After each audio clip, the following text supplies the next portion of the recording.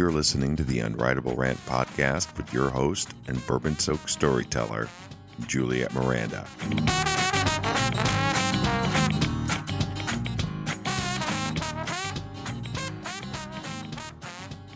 Hi there, y'all. It's Juliette Miranda, and this is episode 143 of the Unwritable Rant podcast. Today, I have two bourbon-soaked stories for y'all about clingy acquaintances and two-wheeled disasters. But you can't have bourbon-soaked stories without a little bit of bourbon. Now, since it's approximately 9 in the morning and 89 degrees outside, I'm going to keep my cocktails simple but awesome. So I'm going to knock back a Larceny bourbon and ginger beer. Cheers, y'all. I have said this a million times, and I will go to my grave saying it. Larceny is my favorite all-purpose bourbon. It's a wheated bourbon, and for me, it is better than Maker's Mark, and it blows Jim Beam away. So you can drink it straight, it's delicious. But today, I've got it topped off with some seriously snappy ginger beer, and it's delightful, perfect for a summer day. And that makes me one very happy girl. Although considering the number of times that I have been called an asshole this week, I gotta wonder why I'm so chipper. I think I've been called an asshole 4 times. Although one of those times doesn't exactly count, because my guy called me that after he had discovered I'd put our 5-foot wooden skeleton by the side of his bed one night. So I think I kinda earned it then. I mean, that was an asshole move. Funny, yes, but definitely assy. As for the other times, well, I think it's a little bit debatable whether or not I earned that distinction. Particularly in this one situation that I want to tell you about. I guess it would depend on who you asked. Me, I don't think I did anything wrong. But if you were to ask a certain chick whom I'm going to call Clingy, I think you'd get a different answer. Here's the thing about Clingy. She and I are not friends. At best, she is the acquaintance of a friend who just happens to show up at all of the same social gatherings that I do. And if I sound a little clinical in saying social gathering, it's because I truly dislike hanging out with groups of people. I mean, don't get me wrong, I love my close friends. It's taken me years to build these friendships, and I really don't take that lightly. So that's why when one of my good friends will ask me to join her at a book club or a brunch or a wine tasting where, yeah, there's going to be other people, I do on occasion agree to go. And I am always, without fail, that one person situated just outside the group, not talking to anyone. And I'll look completely normal. Maybe I'll even look happy to be there. But on the inside, I'm likely thinking about all of the different uses for a human skull. And that is exactly what I was doing when Clingy approached me a couple of months ago. We were both at the same shower. It could have been a baby shower, it could have been a wedding shower. I'll be damned if I can tell the difference. I just threw a Nordstrom's gift card in an envelope and hoped for the best. As for Clingy, I had seen her a couple of times before. She's a chick with so many peripheral friends, she's become something of a human embodiment of LinkedIn. People like that just drive me crazy because you never really know if they genuinely want to get acquainted or if they're just going to file you away for later reference when they need something. So I had been avoiding Clingy for this very reason. But because I was standing on the outside of the group, it was very easy for her to corner me at the shower and suck me into conversation. And Clingy is a talker. And it's not a casual chit-chat kind of talker, but one of those oblivious, one-sided monologue kind of talkers whose words just pile on like quicksand. And the more you struggle to free yourself, the deeper in you sink. So for 30 minutes, Clingy blathered about her kitchen organization project. And mind you, I didn't say renovation, which could have actually been interesting. I said organization. That's right, for 30 fucking minutes, Clingy described in excruciating detail how she emptied everything from her kitchen cabinets and then put it away again in entirely different places. I tried every exit strategy I knew to break up that wordy death rattle, and nothing worked.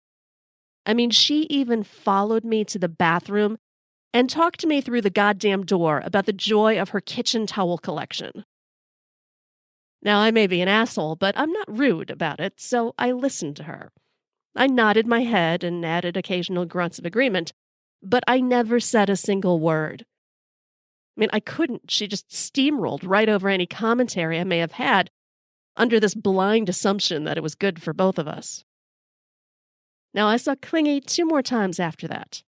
First at a party, where she spent 20 minutes explicitly describing her personal process of digging out an ingrown toenail. And then later that week, she scared the crap out of me by popping up from behind a crate of cantaloupes at Whole Foods. And before I could even ask what the hell she was doing there when I knew she lived towns and towns away, she thrusts her wrist under my nose and insists that I smell her. All I can do is just raise my eyebrows at her, because really, how in the hell is anyone supposed to respond to that kind of fucked up greeting? And then she says, "Oh, I noticed you were wearing this perfume the last time I saw you, so I went out and I got a bottle too." Did you, sweetheart? Now, to this point, I'm not even sure if Clingy knows what my voice sounds like. I mean, that's how little I've said to her. Yet somehow she knows where I shop and what kind of perfume I wear. And God help me if I go home and find her boiling my cat on the kitchen stove later. So she starts following me around Whole Foods. And the whole time she's keeping up a steady stream of commentary, even as I take an actual phone call. I mean, I didn't fake this call. It really was a genuine call. And it was astounding.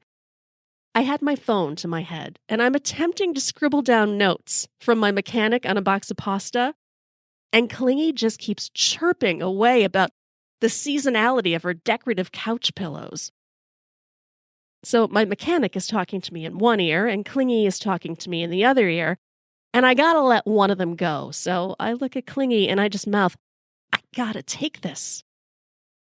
And she frowns just a little bit. I mean, you just see the corner of her mouth start to creep down, get a little twitchy, but she gives my arm just a quick squeeze. And then she leaves the store without buying anything. The whole encounter was so sufficiently weird that I tried to talk to my guy about it. To brace him maybe for the chance that this chick is going to single white female me or something. And my guy, bless his heart, he loves to think the best of everybody. He told me I was overreacting. "She's just being friendly," he said. "Maybe she's a little socially inept. No big deal." Really? Inept? She's not inept. She's deliberate. The only question is why. I would get my answer just a few weeks later, at one of the last places you would ever expect to find me, a wine and painting class. Have y'all seen these places? They seem to be everywhere. Essentially, it's a storefront where they let you bring your own booze, and then they set you up like it's summer camp with all the fixings to paint some shitty picture on a canvas or a hunk of old-timey wood. For me, this is the single worst way to spend a night short of sneezing microscopic jellyfish out of my ass. I'm not a painter, I'm not a crafter, I don't care. If there's booze involved, I don't want to do it. But my girlfriend, my loving, true girlfriend, was in town for just a few days. And this lame outing with a bunch of her other friends was the one and only time I'd get to hang out with her for a couple of months. So I showed up with a large flask of bourbon and a scowl, and I resigned myself to several hours of splattered paint. We were supposed to be replicating a prairie scene, complete with a barn and setting sun. And as I start slapping some paint on my canvas, guess who popped up right behind me? Fucking Clingy. I don't even have a chance to open my mouth before she is explaining. "Oh, and I heard you'd be here with the girls. I just couldn't resist popping by to say hi." I glance over at my real girlfriend, who just kind of shrugs, as if to say, "Don't blame me for this one." And as I look back, I see that Clingy is dragging over a stool to sit next to me. Super. I'm staring at my canvas, and I'm trying desperately to figure out a kind but firm way to eliminate this quasi-stalker from my life. I mean, everyone around me, my guy, my girlfriends, they just thought it was oh so cute how interested she was in hanging out. But y'all, I know better. I do. I always know when something is funky or rotten or just plain batshit, and this chick is all three. So she leans over, and I expect her to tell me a riveting tale about how she collects antique dentures or something equally inane and creepy. When she says something worse, she says, "I have something for you." Oh God, what? What is it? She reaches down into a tote bag and pulls out a black, squirming mass. I mean, it looked like she scalped a Muppet. And maybe she had, because when she shakes it out, I see that it's a wig. A long, black, Morticia Addams-style wig for me. "Don't you just love it?" she asks. She pets the hair a little bit, combing those slithering locks into place and just looking so excited and pleased. And all I can think is that there is no way that thing is going on my head. Thankfully, she just places the wig on her lap, where it rests like some sort of fluffy caterpillar from hell. And again, I have no words. Nothing.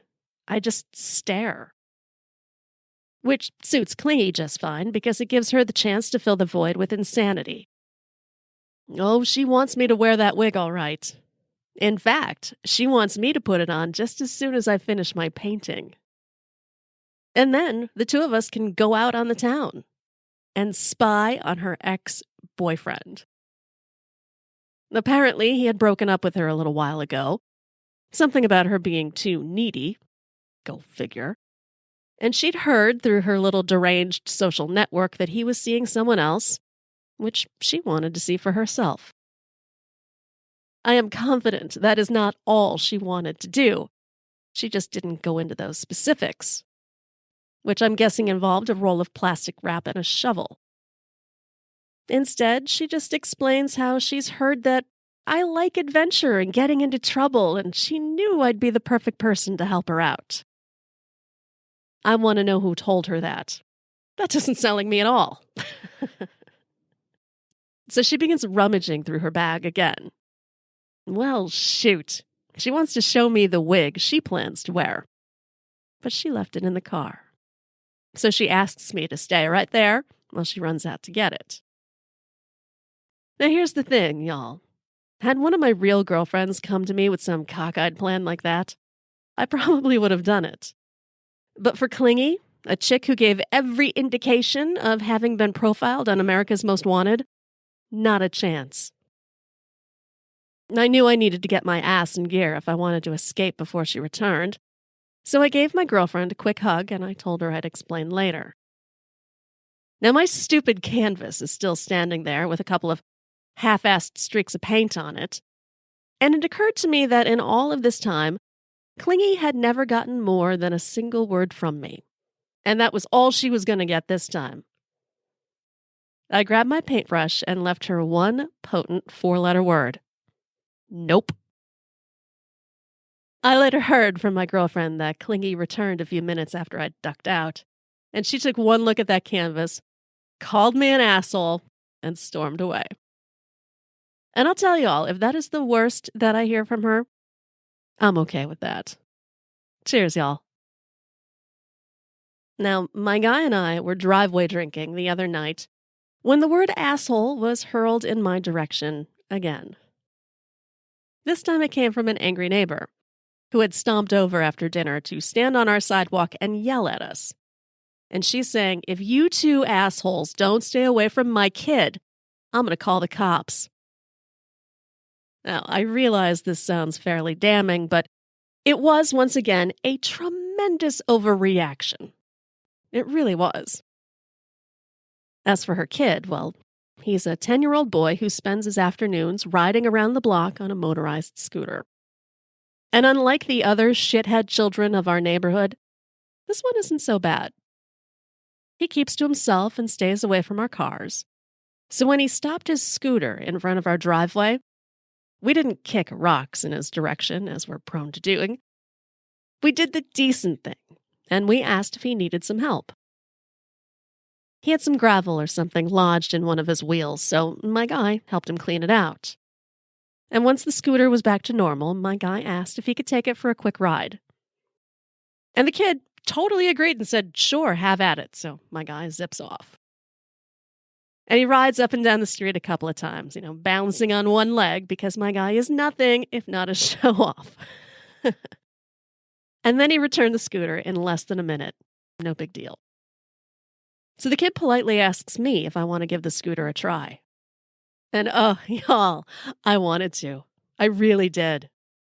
I mean, that thing looked like fun, especially when I discovered that it had a turbo mode. So I start to reach for the scooter, but as I do, I'm struck with a memory so profoundly chilling, I back away from that thing as if it's covered in blood. And that's just it, y'all.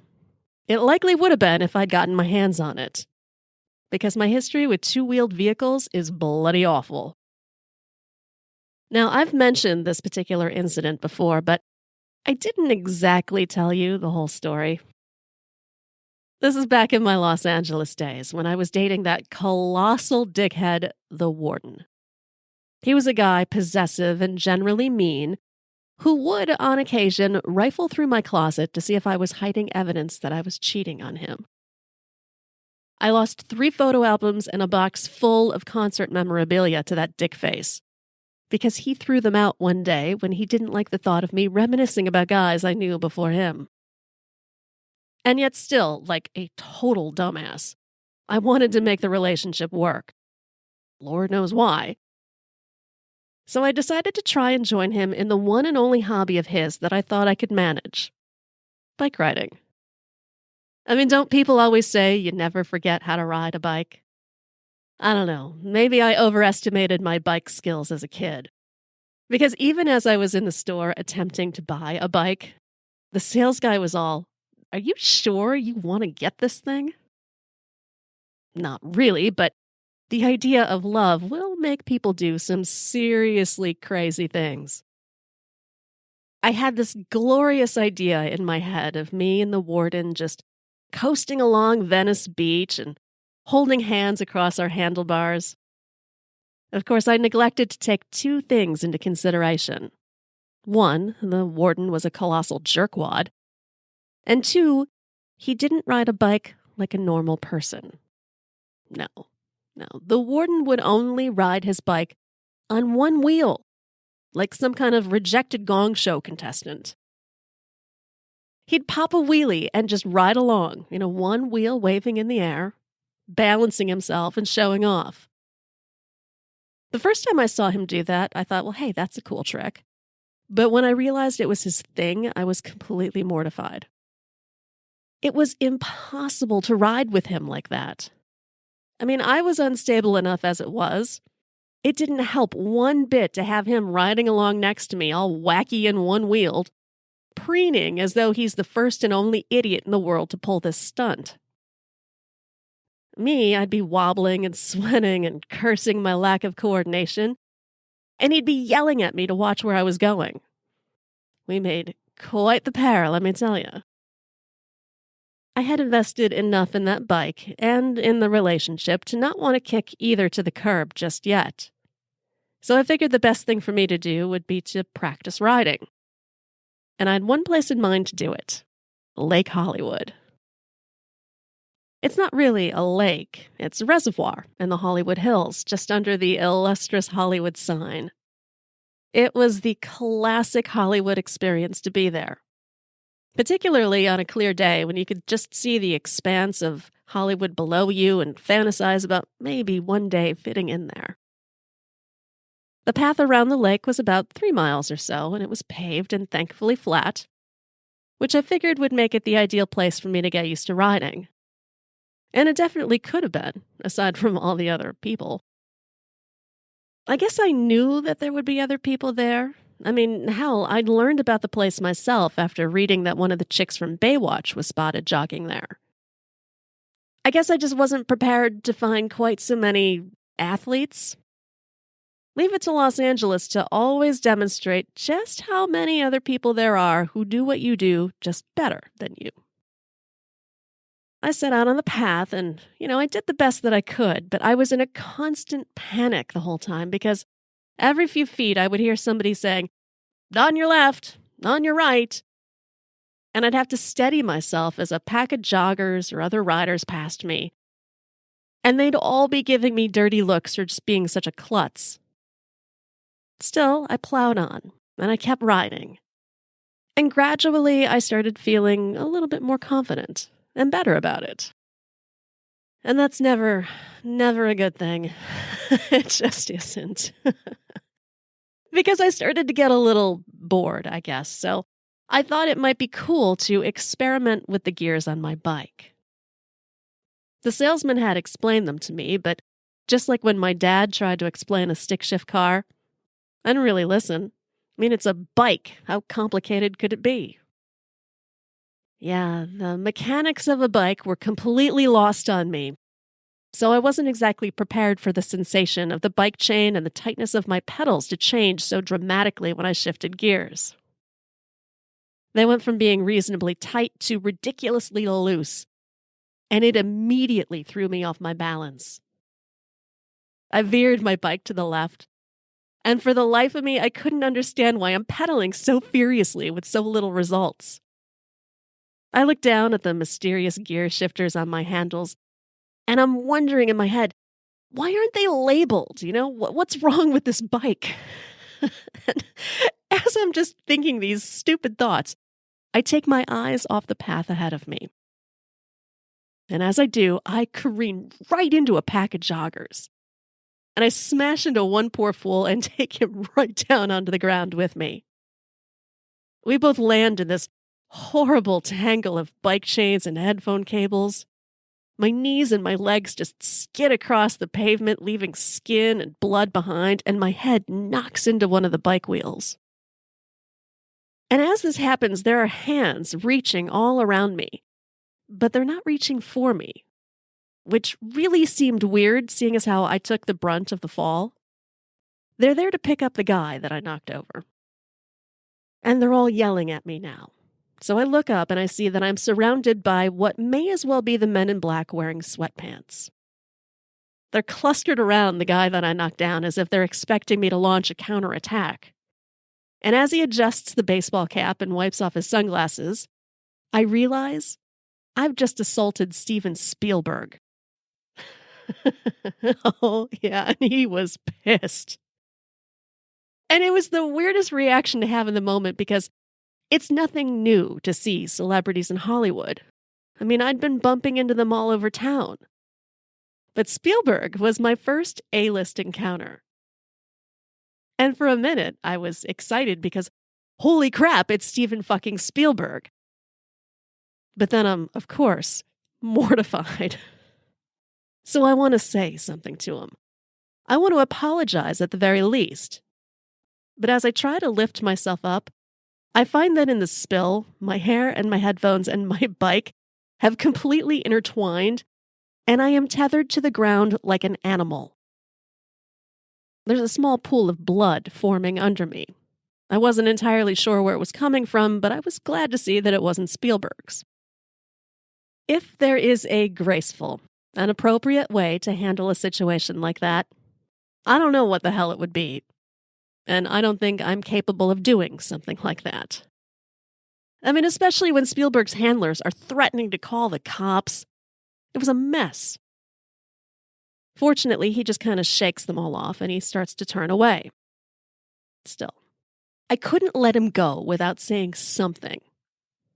So as he starts to jog off, I call out after him and I say, "E.T. made me cry." It was the first and only thing to pop up in my dumb head, and I think I meant it as a compliment, but the only acknowledgement I got was from one of his handlers, who called me an asshole and jogged off with the group. And this is likely why I haven't been in any movies. I eventually managed to peel myself from the ground. No thanks to anyone out there on the path who all just kind of kept walking around me. And I dragged my sorry self and bike home. As for that bike, I brought it over to the warden, hoping that he could fix it. Instead, the dick sold it. And then he bought a new bike which he customized for himself to ride on one wheel. I have not been on anything with two wheels since then. So this is what's running through my head when I'm standing on my driveway with some random neighborhood kid offering me a ride on his shiny scooter. Yeah, I don't think so. And wouldn't you know it, his damn mom still felt compelled to come over and call us assholes anyway. Because God forbid a couple of strangers interact with her kid. I'll tell y'all, I was tempted to call her a far more vivid and nasty name, but I didn't. Instead, I just weakly called out, "E.T. made me cry." Because y'all, really, would an asshole admit to that? I don't think so. Cheers, y'all. Thank you so much for listening to this episode of the Unwritable Rant Podcast, y'all. Now, if you would like to see some of the stuff that goes on behind the scenes, the crazy misadventures that lead up to these podcast stories, you can do that on YouTube. Just look for Juliette Miranda. You'll find my channel, which features my bourbon-soaked life, bourbon tastings, and some of the interviews from this podcast. If you like what you see, click that subscribe button. Hope y'all have a great week, and I'll be back to chat with you next Sunday. Cheers, y'all. Go to theunwritablерant.com and sign up to get early access to interviews and new videos. And don't forget to connect with Juliette on Twitter @MorningNeurosis. Girl, you as pretty as a Sunday morning, standing on the corner at Carondelet. What you say we make our way up to Bourbon, a couple hurricanes and a hand grenade, and get blown away. Let the chips fall where they may. If it's all the same, what you say, bon ton relay. Hey, pretty mama, I can smell the gumbo. Sweetest taste of honeysuckle on my lips. Good God Almighty, I can hear the trombone. Every heart ought to beat to a rhythm like this. Come a little closer, honey, let me hold you. Nothing tastes better than a bourbon kiss. You can be the flower on my magnolia. Every heart ought to beat to a rhythm like this.